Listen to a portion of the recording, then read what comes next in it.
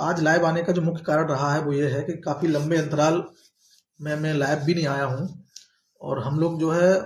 सूचना के लिए केवल अपने याची ग्रुपों के माध्यम से, केवल पोस्ट या मैसेज के माध्यम से ही उसको सूचना के एक उसको माध्यम हम लोगों ने बनाया है। इसके अलावा किसी अन्य प्लेटफॉर्म पर केवल इसलिए क्योंकि चीज़ें जहाँ तक हों उनमें प्राइवेसी रहे और केवल सर्वरों के बीच ही चीज़ें रहें। इस उद्देश्य के साथ ज़्यादा लाइव आने में मैं भरोसा रखता भी नहीं हूँ, लेकिन चूंकि अब इस प्रकार की परिस्थिति है कि लाइव आके चीज़ों को ज़्यादा बेटर तरीके से समझाया जा सकता है, क्योंकि मैसेज और पोस्ट के माध्यम से मैं कोशिश कई बार कर चुका हूँ और मुझे ऐसा अनुभव हो रहा है कि उस तरीके से जो सूचना या जो भी अपडेट दी जा रही है लोगों को, वो कहीं ना कहीं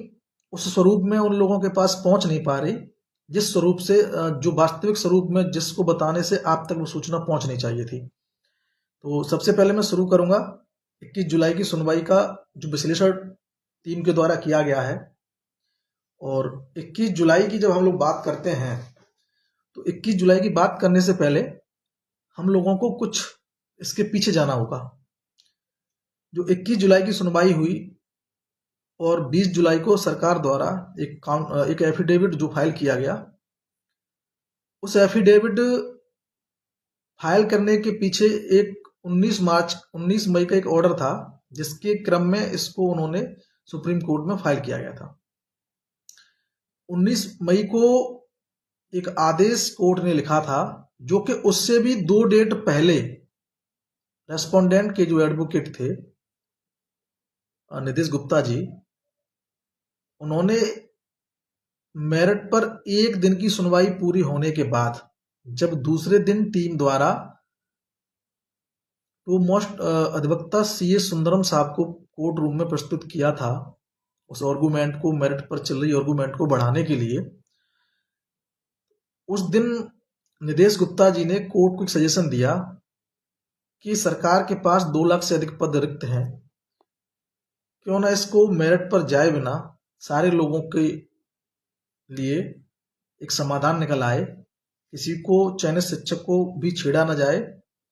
और रेस्पोंडेंट को भी एकोमोडेट किया जाए। तो जिस पर कोर्ट ने उनके सुझाव को वेटेज देते हुए स्टेट के जो ईओआर हैं अर्पित गोयल साहब, उनको उन्होंने पूछा और अर्पित गोयल जी ने उसके लिए 10 दिन का समय लिया था। 10 दिन का समय लेने के बाद शासन में इसके लिए बैठक वगैरह हुई, कोई नतीजा नहीं निकला। तो जो एएसजी मैडम जो हैं ऐश्वर्या भाटी, उनके द्वारा कोर्ट को जाकर बताया गया कि हम लोग इस पर विचार कर रहे हैं, लेकिन अभी कोई समाधान बन नहीं पाया है और इसके लिए हमको 10 दिन का समय और दीजिए। तो उन्होंने उनको फिर 19 मार्च का समय दे दिया। और चूंकि वो एक स्पेशल बेंच में सुनवाई उस टाइम चल रही थी, जिसमें जस्टिस दीपांकर दत्ता जी के साथ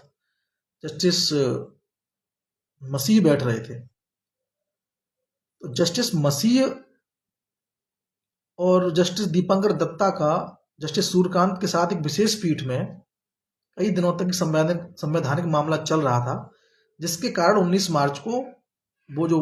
पीठ है, विशेष पीठ, वो कभी बन नहीं पाई और वो सीधा जाके 19 मई को बनी। तब सरकार ने वहां जाके बताया कि हाँ, हम लोग डीवी के आदेश के बेस पे, पहले मेरी एक बात पूरी सुन लीजिए, उसके बाद मैं इसका क्लेरिफिकेशन दूंगा। उन्होंने बोला कि डीवी के आदेश के बेस पर या आधार पर हम बेनिफिशरीज को एकोमोडेट करना चाहते हैं और इसके लिए सरकार विचार कर रही है।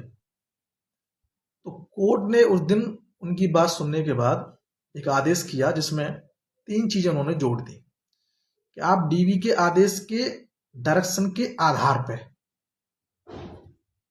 बेनिफिशरीज की संख्या हमें बताइए और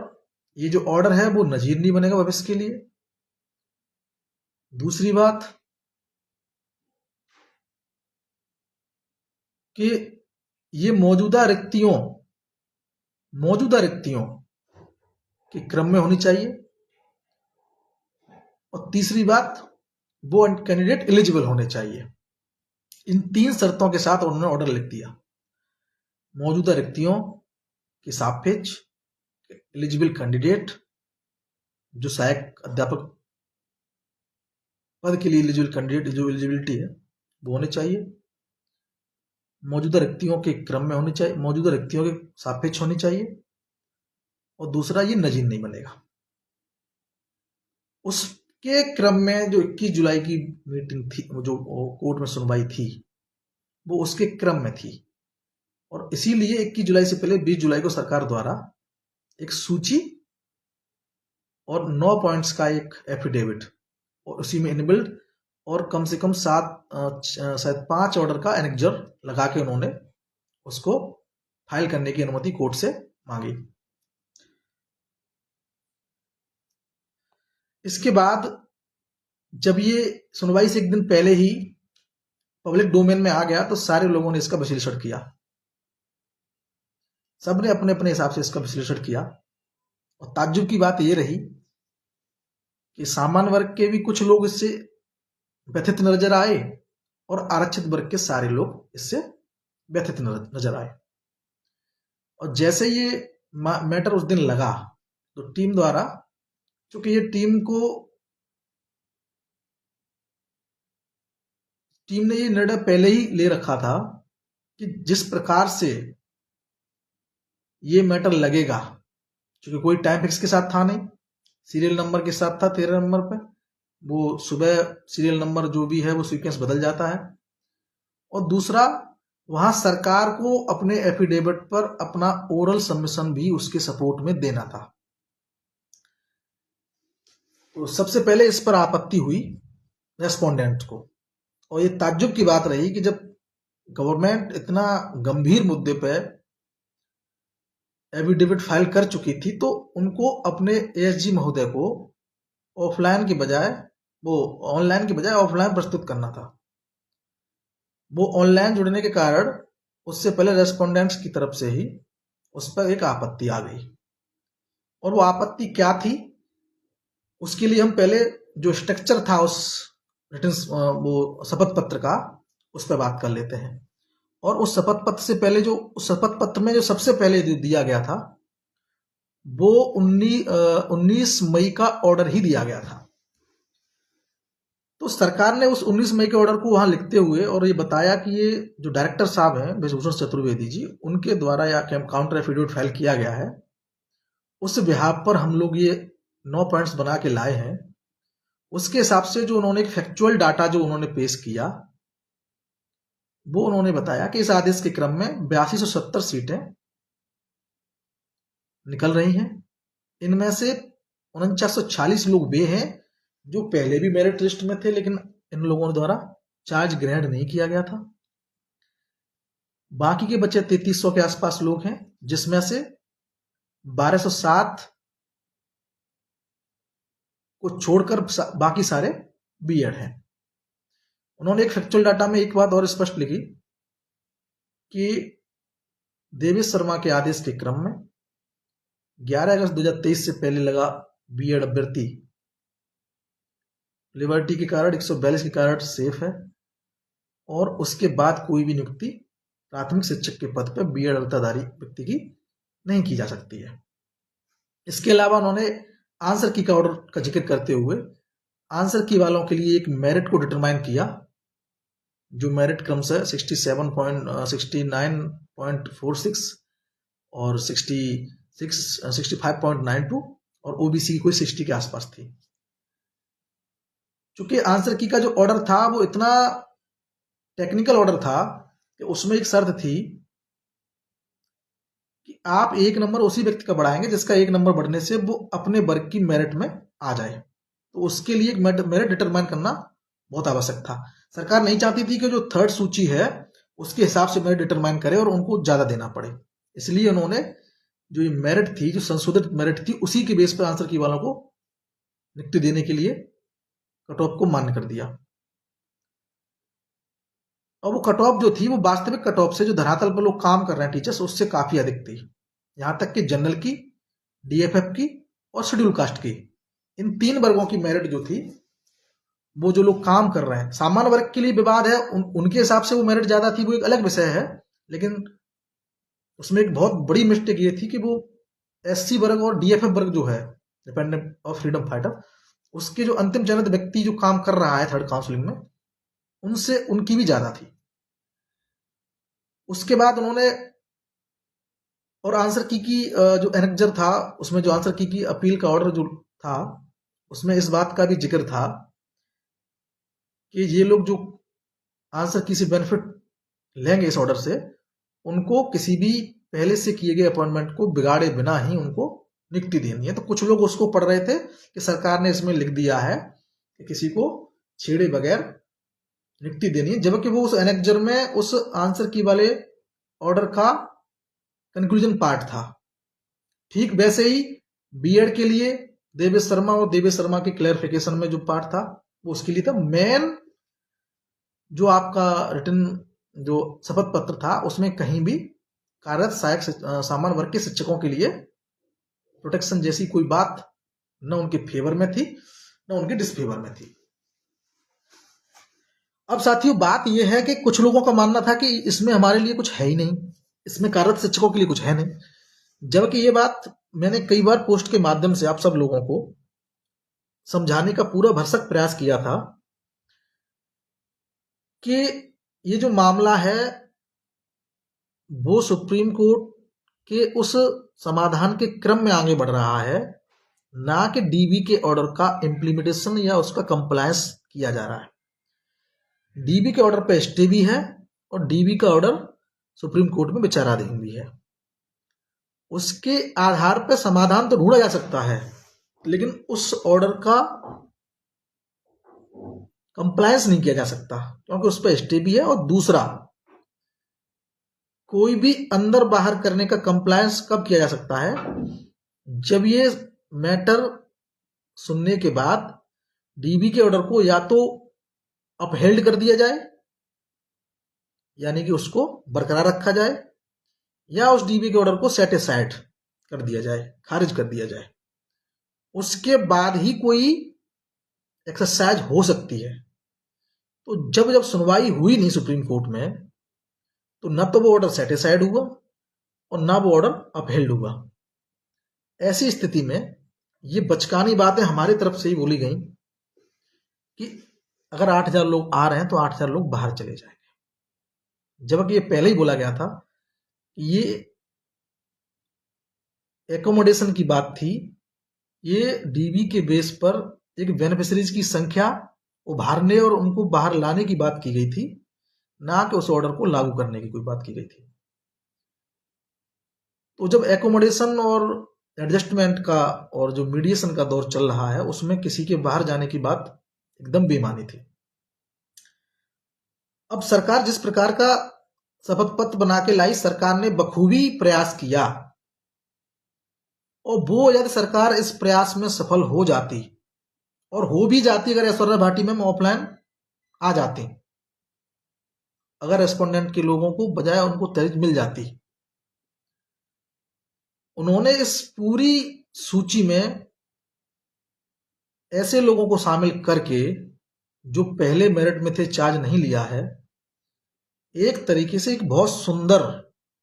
और बहुत लिटिल साइज का एक लॉट क्रिएट करके उनको एडजस्टमेंट में लेकर इस मैटर को खत्म करने का एक बेहतरीन रास्ता बनाया था।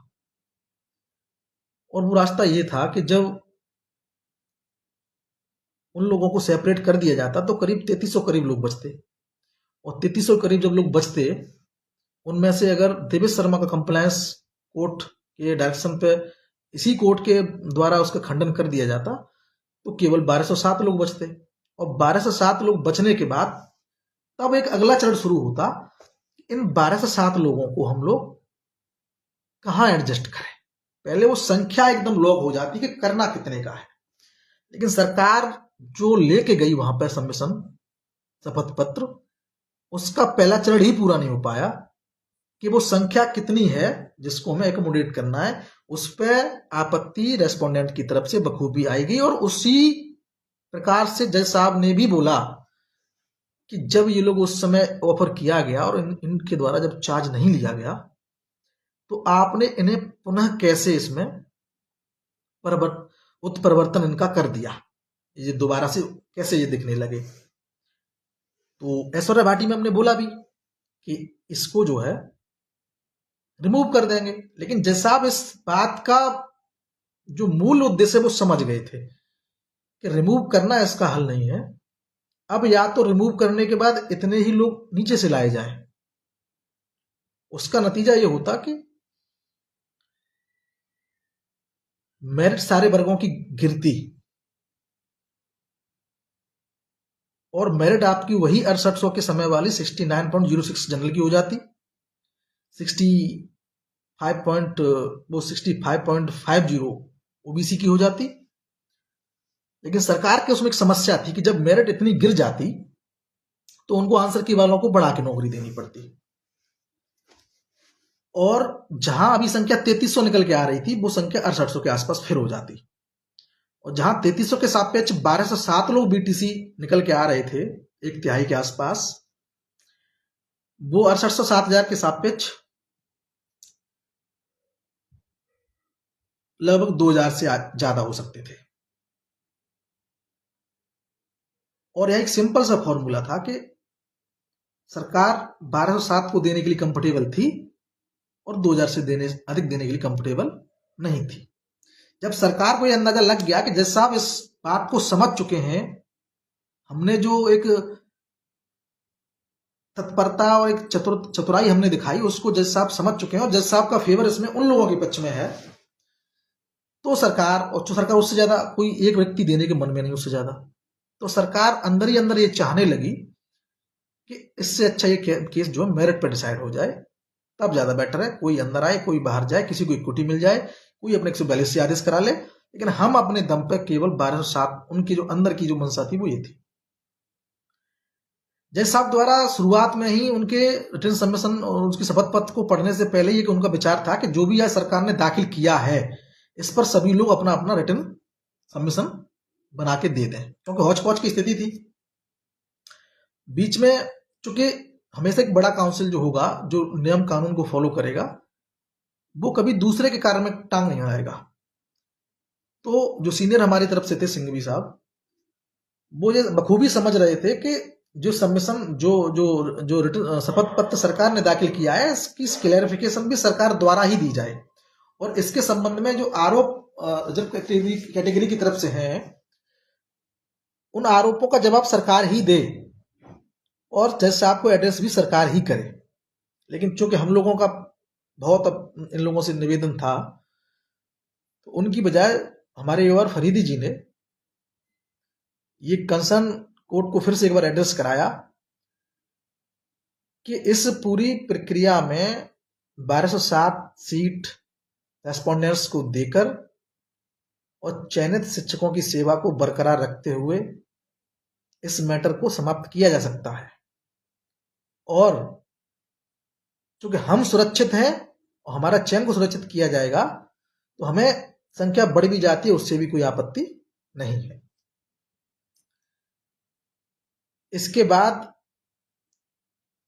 ऐश्वर्या भाटी मैम ने भी, मनदीप कालरा ने भी और हमारी तरफ से भी इस बात का बोला गया कि एक बार रिटर्न सबमिशन इस पर मेरिट बेस पर पहले फाइल हो चुका है और इस बार फिर वही रिटर्न सबमिशन जो है जमा करने की प्रक्रिया जो है पूरी करनी पड़ेगी, उसको रहने दिया जाए। तो जज साहब ने उसके लिए बोला कि मैं इसको केवल इसलिए रिटर्न सबमिशन को ना चाह रहा हूं कि इससे पहले भी मैंने bunch case, West Bengal case का हवाला दिया, उसमें भी ऐसे ही किया था।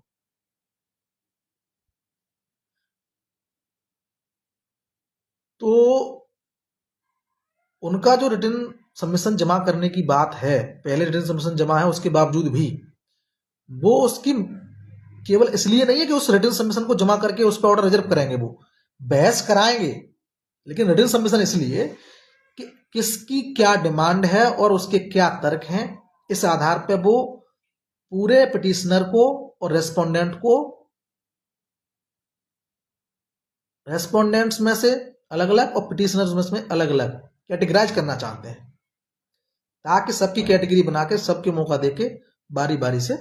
उनकी बहस को सुना जा सके। अब इस संबंध में एक बहुत गंभीर चिंता का विषय ये रहा कि लोगों को समझ नहीं आ रहा है कि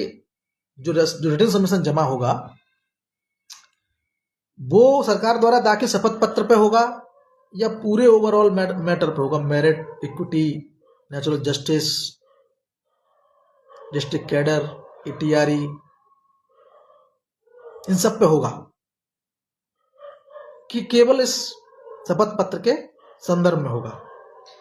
तो जज साहब उस दिन ध्यान दिया होगा जिन्होंने सुनवाई सुनी है, जज साहब का कहना था ये कैटेगरी डिसाइड करने की जरूरी है कि किसकी क्या मेन प्रेयर है और क्या उनका मुद्दा है और क्या वो समाधान चाहते हैं और इस रिटर्न सबमिशन पे भी उनकी क्या राय है। यानी ओवरऑल 2 पेज में बुलेट टाइप का बुंद उसमें होने चाहिए जिसमें स्पष्ट हो कि आप चाहते क्या हैं। मेरिट पर चाहते हैं तो क्या चाहते हैं, मेरिट से ज्यादा मीडिएशन चाहते हैं तो मीडिएशन में आप इस शपथ पत्र से कितने हद तक सहमत हैं और आपका वर्तमान स्टेटस क्या है। पिटिशनर उसमें ही कम से कम 2 तरह का स्टेटस है। एक पिटिशनर पीछे थे जो संघवी सर के, वो नॉन सिलेक्टेड जनरल के लोग थे। एक पिटिशन हम हैं जो सिलेक्टेड हैं, अंदर हैं। वैसे ही उन लोगों में है, कोई 21-27% मांग रहा है, कोई 6800 से ही सहमत था, कोई उसमें बीएड हो सकता है, कोई बीटीसी हो सकता है। उधर खेमा बट चुका है बीएड बीटीसी में थोड़ा, इसलिए वो इसमें कैटेगराइज करके जो है सुनना चाहते हैं। इसलिए रिटर्न सबमिशन को वो एक तरीके से ससरी नजर में मामला शुरू करने से पहले, बहस शुरू करने से पहले एक बार देखना चाहते हैं। और जो बहस अगली बार शुरू, और उन्होंने एक बात और बोली, तब हम डिसाइड करेंगे कैटेगरीज और तब बताएंगे इसमें बहस कैसे शुरू करनी है। सोमवार तक जमा करिए, मंगलवार को वो डिसाइड करेंगे कि किसको कैसे सुना जाएगा। और जब भी सुना जाएगा तो पहले मीडिएशन में ही सुना जाएगा फिर से। उसका कारण ये है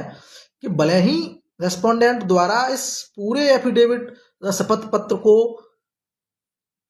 खारिज कर दिया गया हो उस दिन 21 जुलाई को, लेकिन अभी भी वो मध्यस्थता फिर भी चाहते हैं। लेकिन चाहते ये हैं कि सीटें बढ़ के मिल जाए। वे लोग उस दिन तैयार नहीं थे, अगली बार वो मध्यस्थता पर ही टिके रहना चाहेंगे। लेकिन जो वैकेंट, जो नॉन काउंसलिंग, जो सॉरी काउंसलिंग कराने की जो चार्ज न लेने वाले लोगों की संख्या है, उसके क्रम में मेरिट को डाउन करके अपने लिए कुछ संख्या बढ़ाने के लिए वहां पर बोलेंगे।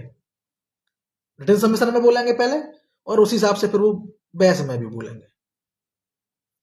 सरकार को भी बोला है और वो इसमें क्या एक्स्ट्रा कर सकती है और उसके दिमाग में क्या समाधान है। जो आज चिंता व्यक्त करी गई है उसके क्रम में और क्या वो बेटर कर सकती है, वो उसका काम रह गया,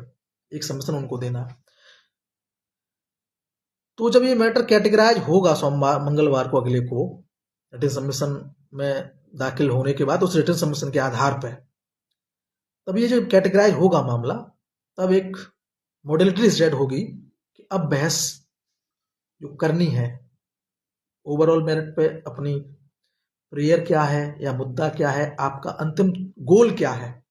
और इस मध्यस्थता में इस एफिडेविट पर आपका क्या राय है,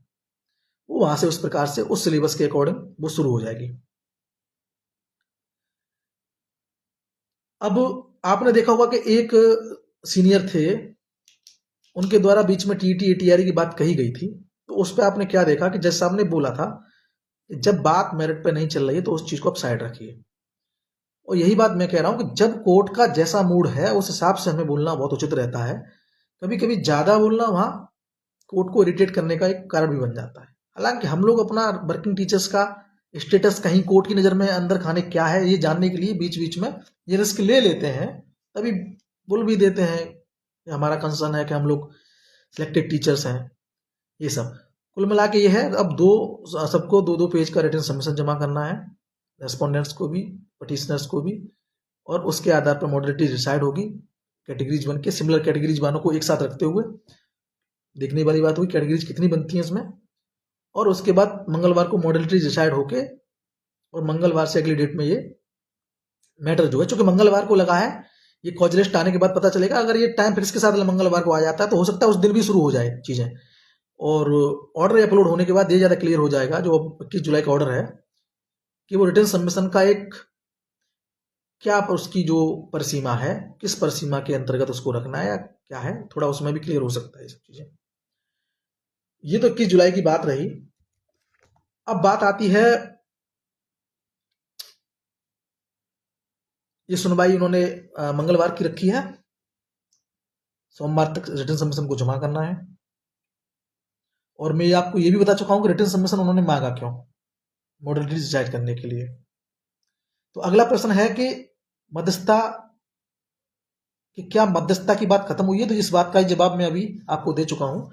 अभी मध्यस्थता पर बात खत्म नहीं हुई है, क्योंकि मेरिट पर वो लोग जाना नहीं चाहते हैं। वो आज भी मध्यस्थता पर ही बात करना चाहते हैं। सरकार कम इंटरेस्ट लेगी लेकिन मध्यस्थता के लिए अब, लेकिन वो अभी मध्यस्थता पर रहकर ही, मीडिएशन पर रहकर ही कुछ ज्यादा पाने की उम्मीद में उस पर अभी मध्यस्थता के लिए ही अभी वो पुल करेंगे चीजों को। अब आता है सवाल कि अब हम लोगों की क्या तैयारी है। तो ये बात दोबारा उल्लेखित करने के लिए, पुनः बार बार उल्लेखित करने की आवश्यकता तो होती नहीं है वैसे, क्योंकि आप सब लोग शिक्षक हैं और आपकी स्मृति भी इतनी ज्यादा ठीक ठाक है, क्योंकि एक शिक्षक जो है मनोवैज्ञानिक रूप से काफी ज्यादा सुदृढ़ होता है। लेकिन बीते दिनों मैंने ये पाया है कि चीजों को समझाने के बावजूद भी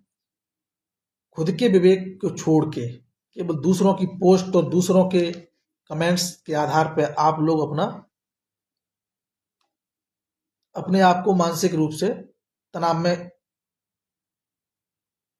ले जा रहे थे, और उसी तरीके का आपका जो एग्रेशन था और उसी प्रकार से आपका जो है सवाल पूछना और दुविधा के बारे में एक दूसरे से बार बार उसी चीज को बार बार पूछना, जैसे कि उस चीज से आप बहुत परेशान हो गए थे कि शायद इस लिस्ट से हम लोगों पर कोई खतरा हो जाएगा, जबकि उससे कोई खतरा नहीं होता। जितने कम लोग इसमें अंदर आते, जितने लोग कम आएंगे, अगर मेरिट पर भी ये मामला डिसाइड होगा, जितने कम लोग आएंगे उतने लोग कम लोगों को नुकसान होगा। और जहां मामला मीडिएशन पर चल रहा था तो एक भी व्यक्ति का नुकसान नहीं हो रहा है,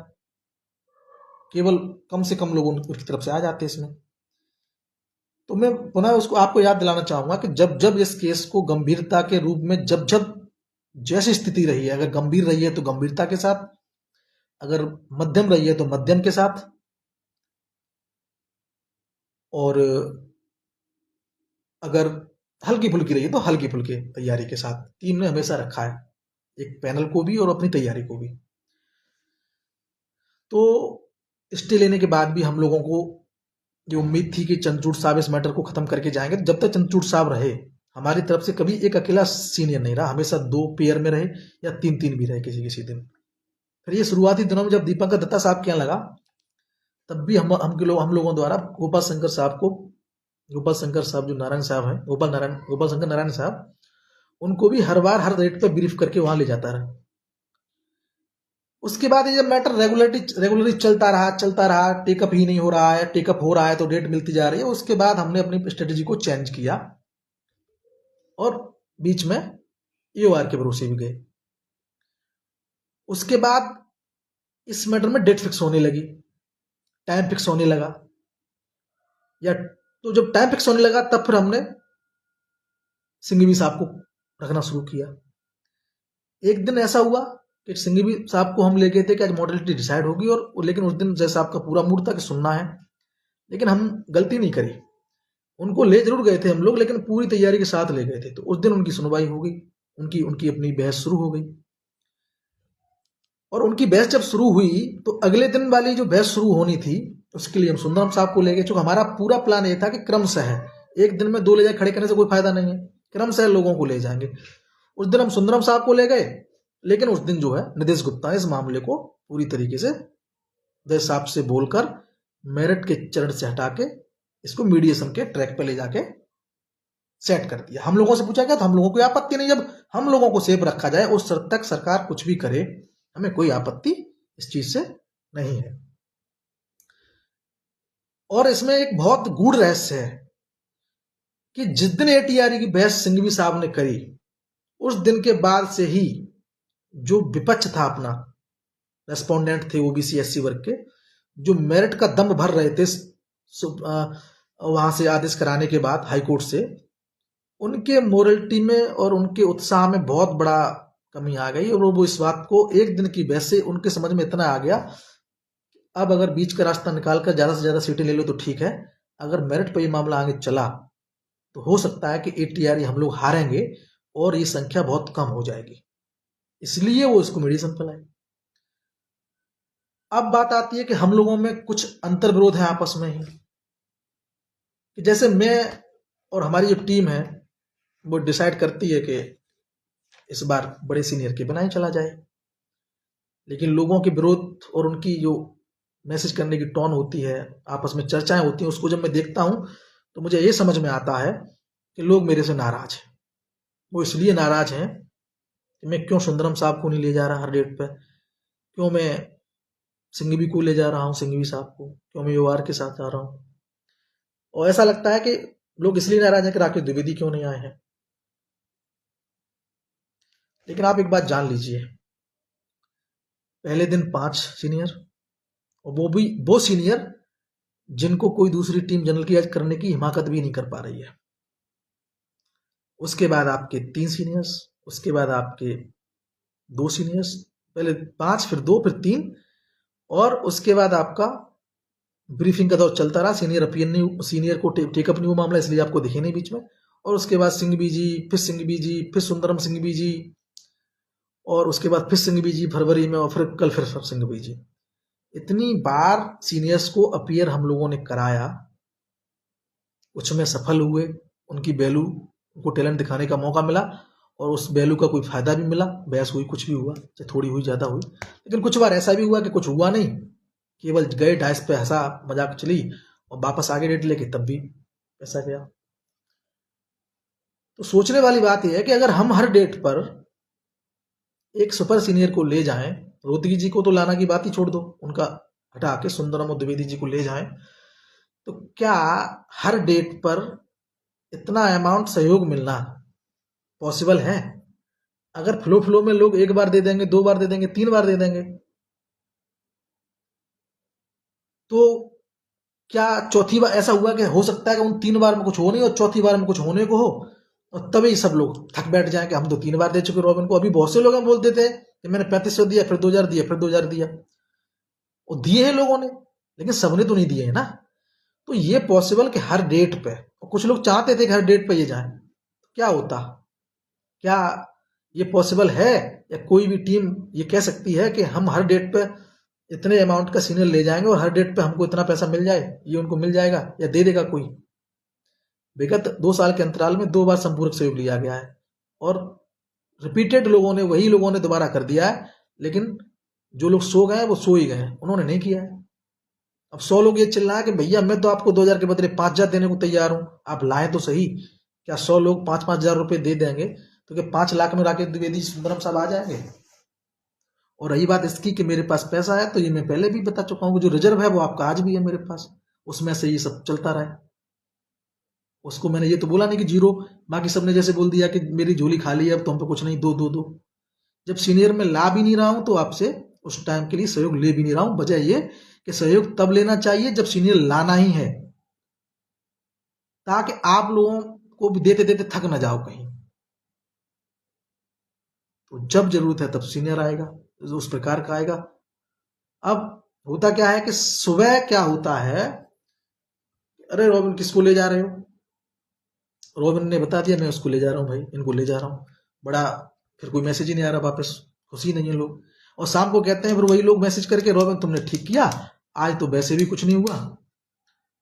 पैसा ठीक बच गया। ये भी 2 पहलू में, एक ही व्यक्ति के सुबह के स्वभाव और शाम के स्वभाव में बड़ा अंतर आ जाता है। तो चीजें हमें मैनेज करके चलनी पड़ेंगी, जहां जरूरत नहीं है वहां उस तरीके से चलना पड़ेगा, और जब जरूरत है तो अनिवार्य रूप से उन लोगों को रखना पड़ेगा जो लोग इस केस में दिशा और दशा तय करने की ताकत रखते हैं। तो इसीलिए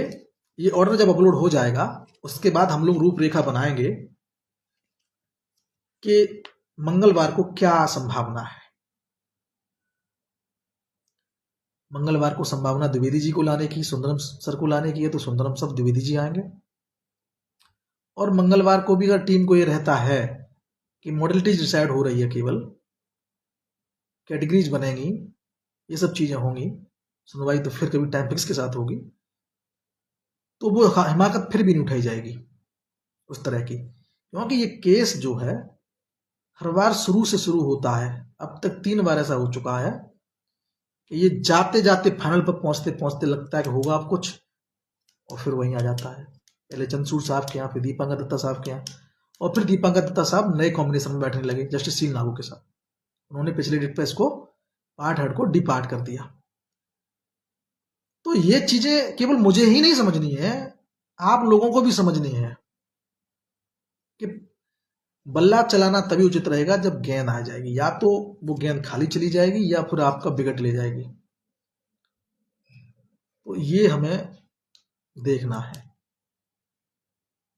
दूसरी चीज, अब अगला है, ये मैं आपको बता ही चुका हूं कि सीनियर्स की उपलब्धता जो है वो उस दिन की गंभीरता के ऊपर होगी, वो उस समय की मांग के ऊपर होगी। और वही मैंने आपसे बोला भी है कि सीनियर आएगा तभी आपसे सहयोग की अपेक्षा होगी, अन्यथा आपसे सहयोग की अपेक्षा नहीं होगी। दूसरा चीज, आप लोगों से मैं एक बात विनती और करूंगा कि जिन लोगों को मेरी कार्यशैली पसंद नहीं आ रही है वो कम से कम ऐसा ना करें कि सहयोग दे ही नहीं रहा है। अरे मेरी नहीं पसंद आ रही, किसी और की आ रही होगी, आप उसे सहयोग कर दीजिए, क्योंकि मजबूती मिलनी चाहिए सवर्णों को वहां पे सुप्रीम कोर्ट में, उनकी अपेक्षा। लेकिन अगर कोई आपको मेरे बारे में गलत बोलकर, जैसा मैं हूं नहीं, अगर मैं गलत हूं तब गलत बोल के कहा जा रहा है तो कोई दिक्कत नहीं है। जो कमियां मेरे में है उन कमियों के आधार पर बोला जा रहा है, कोई दिक्कत नहीं है। लेकिन केवल झूठा मेरे बारे में दुष्प्रचार किया जा रहा है, मेरे पर्सनैलिटी को डैमेज करने के लिए अगर बोला जा रहा है, तो इस पर आपको लोगों को अपना स्वयं के विवेक पर काम करना होगा। और स्वयं के विवेक से आपको निर्णय लेना है किसी के बारे में, ना कि किसी की पोस्ट के आधार पर, ना कि किसी के कहे के आधार पर। केवल आप तुलनात्मक अध्ययन करिएगा, रेशनल मेजरमेंट जब करेंगे सारे लोगों का, और उसमें अगर मेरे अंदर कहीं कमी है औरों की अपेक्षा, तब आप बेशक मुझे छोड़कर जो आपको अच्छा लग रहा है उसके साथ जाकर सबड़ खेमे को मजबूती प्रदान कर सकते हैं। लेकिन ये भी सही नहीं है कि आप मुझे भी नहीं दे रहे, किसी और को भी नहीं दे रहे, ये भी सही नहीं है। लेकिन आपको ये देखना होगा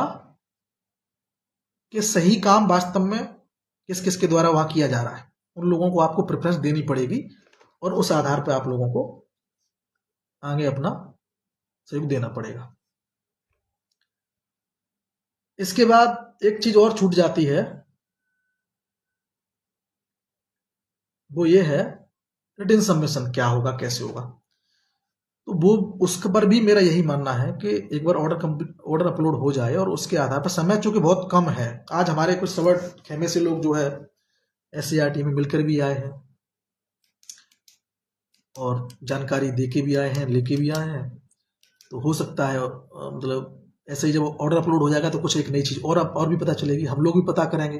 शासन स्तर से कुछ चीजें। तो उसके बाद सिलेबस जो रिटन सबमिशन है उसका दायरा क्या होगा और सबमिशन में रहना क्या है, उस हिसाब से सबमिशन को तैयार कराया जाएगा। क्योंकि हम लोगों की याचिका ठीक ठाक है, तो कोशिश हम लोग ये करेंगे कि 2 या 3 सबमिशन हम लोग उसमें करें, उसमें 1-2 सेटल्ड भी करवाएं सीनियर से, वो सब ऑर्डर आने के बाद। और रही बात मंगलवार की, वो मैं आपको पहले ही बोल चुका हूं कि मंगलवार को जैसी परिस्थिति होगी, अगर द्विवेदी जी की आवश्यकता होगी द्विवेदी जी को, सुंदरम साहब की आवश्यकता होगी सुंदरम साहब को,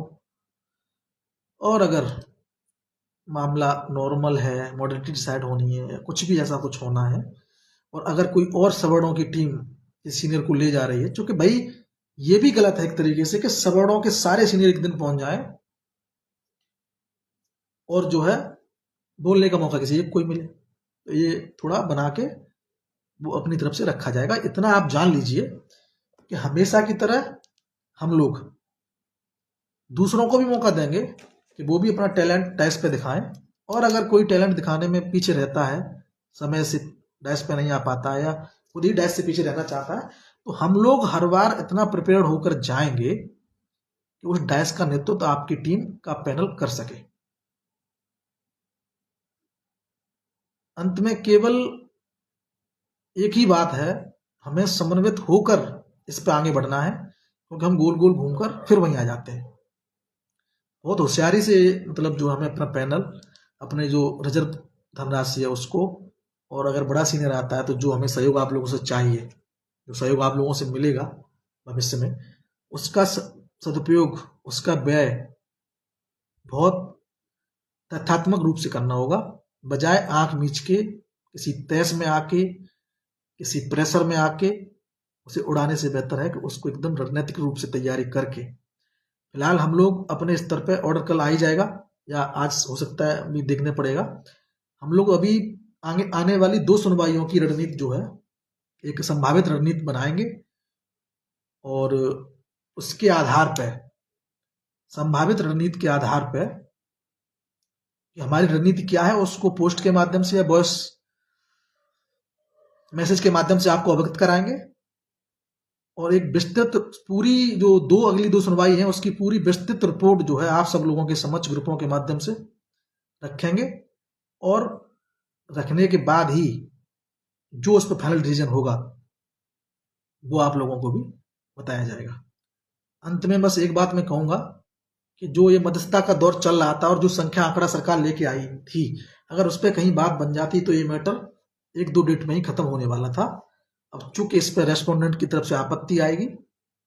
और रिटन सबमिशन के बाद इसमें बहस भी होगी, तो ये मामला अगर मध्यस्थता पर अब भी टिका रहेगा और मध्यस्थता पर ही खत्म हो रहा होगा, मीडिएशन पर ही, तब भी ये 3 से 4 डेट फिर भी लेगा। और अगर ये मामला फिर से मेरिट पे आता है तो कम से कम 6-7 डेट फिर भी इसमें लगना तय है, क्योंकि ये मामला बहुत बड़ा है, इसके कई पहलू हैं। हर पहलू को फिर कानून की नज़र में और हमारे जो भी एक्ट हैं, नियमावली है और जो विज्ञापन है उसके आधार पर परखा तोला जाएगा। तो तब थोड़ा समय, थोड़ा पैसा, थोड़ी मेहनत ज़्यादा लगेगी, उस हिसाब से हम लोगों को फिर करना होगा। बाकी मुझे लगता है कि आप सब लोगों को जो मैंने अपनी तरफ से बताया है उससे सारे सवालों के जवाब आप लोगों को मिल गए होंगे। और आप लोगों से बस एक बात बोलूंगा, तनाव में बिल्कुल ना रहें। मैटर आपका मीडिएशन पे खत्म होता है तब भी आपकी नौकरी सुरक्षित रहेगी, और मैटर आपका अगर मेरिट पर अगर आपका मैटर जो है मेरिट पर जाके खत्म होता है तब भी आपकी नौकरी सुरक्षित रखने के लिए, एक एक अंतिम व्यक्ति की नौकरी को सुरक्षित रखने के लिए कोई भी कमी बिल्कुल नहीं छोड़ी जाएगी। जैसी बॉल आएगी वैसे बल्ला घुमाया जाएगा और अंत में विजयश्री ली जाएगी। इसलिए आपका अभी केवल काल्पनिक रूप से भय में रहना बिल्कुल भी गलत है। आप सकारात्मक रहिए और ये मान के चलिए पूरी तरीके से मेरी तरफ से कि किसी की भी नौकरी जाने वाली नहीं है। हम लोगों को सजग रहना है, सतर्क रहना है और एकदम करेक्ट एफर्ट्स लगाने इस केस में, जब जैसी जरूरत है उस तरीके से। और इस साल के अंत तक हम लोग इस केस के मकड़जाल से मुक्त हो जाएंगे, ऐसा मेरा मानना भी है और इसके लिए कोशिश भी की जाएगी। इन्हीं सभी शब्दों के साथ मैं आपको राम राम, हर हर महादेव। आप लोग तनाव से मुक्त रहिए, परिवार पर ध्यान दीजिए, जब टीम सहयोग मांगे टीम के लिए सहयोग दीजिए। आप किसी अन्य टीम से जुड़े हुए हैं तो आप उनको सपोर्ट करिए, और अगर आपको मेरे से ज़्यादा अच्छा कोई दूसरा की तैयारी लगती है तो आप उसको सपोर्ट कीजिए, लेकिन इस केस में अपनी सहभागिता अवश्य दीजिए। धन्यवाद। जय श्री राम।